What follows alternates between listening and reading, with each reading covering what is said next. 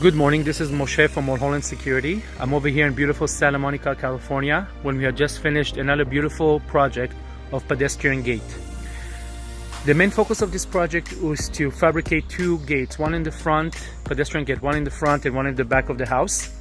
The customer had a design in mind that he wanted us to match, which we did by sitting with him and planning it together. And the result is in front of your eyes right now, a beautiful pedestrian gate that it's a combination of wrought iron and vertical wood panels.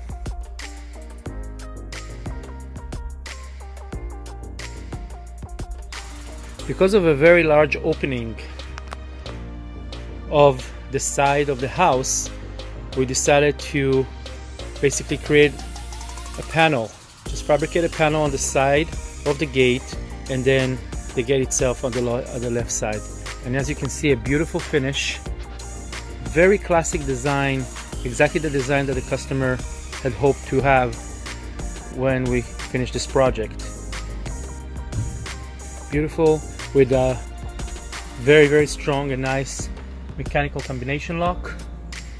Really nice white paint, clear with kind of a grayish off-white wood panel. Beautiful gate, very strong, durable. Another great project from Mulholland Security.